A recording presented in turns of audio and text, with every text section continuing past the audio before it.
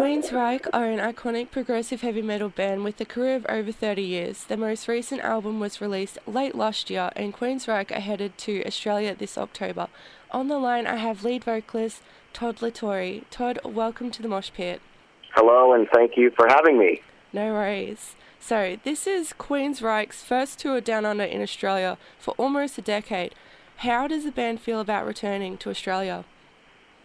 Oh, we're very, very excited to be going to Australia. I think it was the 1990s, somewhere in the 90s, that Queensryche was last in Australia, and very excited to be coming there.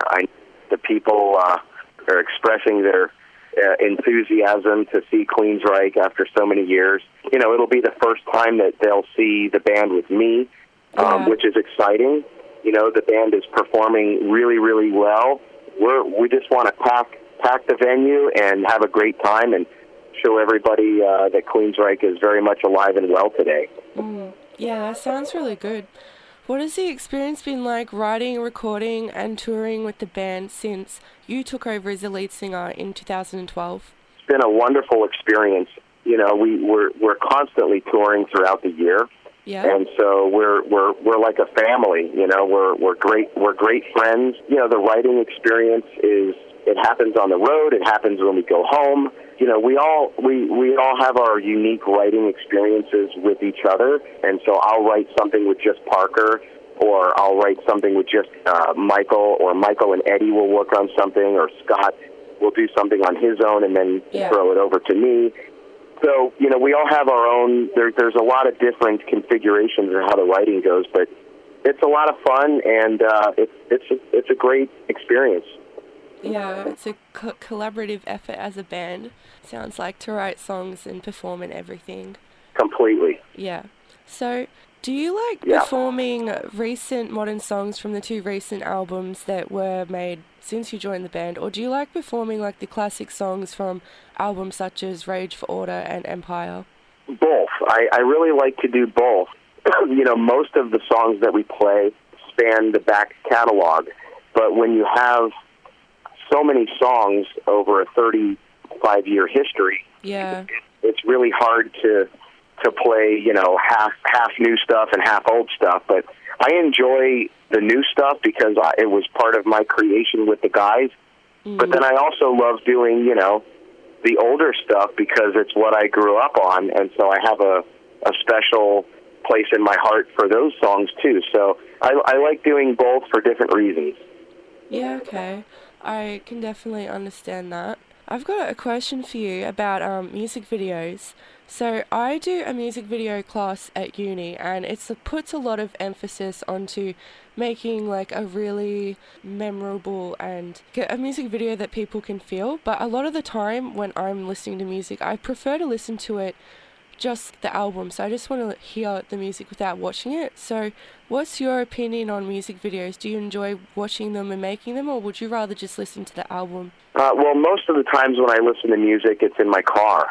Sometimes when you watch a video, it will enhance the experience of the song, maybe the lyrical content, or maybe there was an interpretation, that I was getting that really wasn't what their interpretation or what they wrote the song about. So sometimes it can really enhance the song because of the visual elements. Other times, I might see a video that I don't really like that much, and I love the song, and I might just prefer to listen to just the song without the video. I guess it really just depends on a song by song basis. But primarily, I just listen to music when I'm in my car. Although when I'm in my hotel room or something like that, I will go to YouTube to try to see what bands are doing right now. And, I see they have a new video. And a lot of times, when I'm on the road, I will just go to YouTube and type in a band that I want to hear,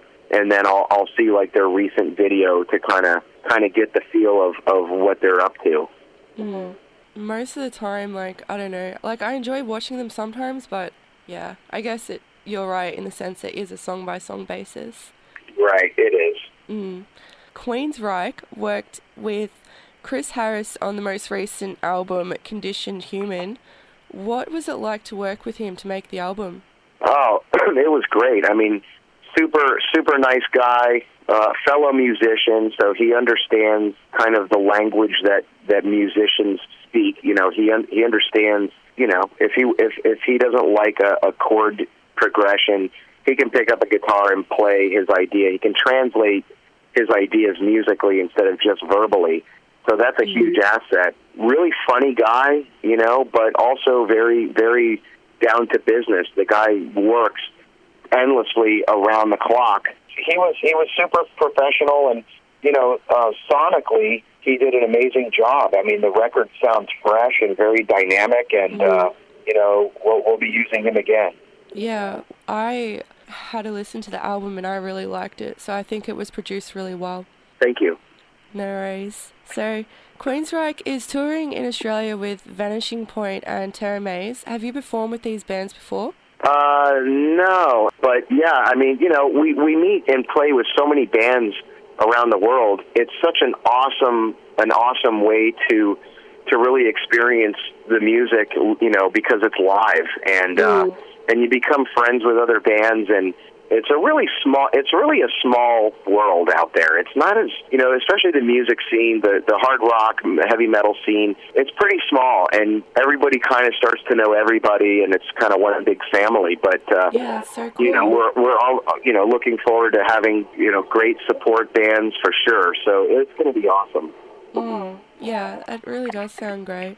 So you're coming to Australia in October, and I know that it's a long way to come from America to Australia, so I'm just wondering, how do you deal with the change in time zone and being away from home while it's on tour? Because it's such a long way to come to Australia, and it's a really big time difference, so I can imagine just being on tour, going to all these different places would just, you know, the jet lag and everything would really get you down sometimes.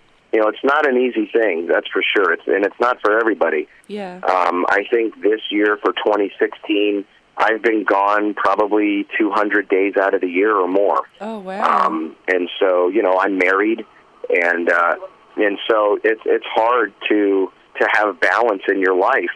You know, it's a very tough thing, but you know, the jet lag, it's you know, I can never sleep good on an airplane, so that's always hard for me. Exactly, but same. usually, even if like vocally, if I feel really tired, like I haven't slept and I feel crappy, a lot of the times, even if I feel like I don't have a voice, most of the time when the microphone is in my hand, 9 times out of 10 I have a voice. And sometimes I'm always amazed because I might have a bad sound check or feel like I don't have much of a voice. And then when it comes time, you know, for the performance, you know, I drink my hot water with hot tea, more so just the temperature of the water. And then, you know, you just do the best that you can. But we're certainly traveling a very long way. We go to Japan for the Loud Park Festival, and then we leave Japan and go straight to Australia.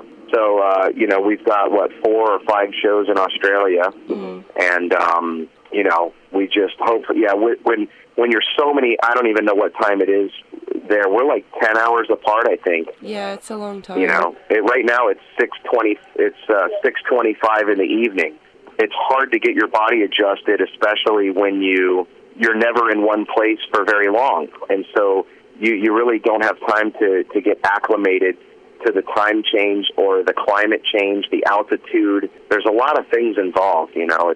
Yeah, exactly. You know. All right, well, thank you so much for the interview today, and we look forward to seeing you here in October. Well, thank you very much, and I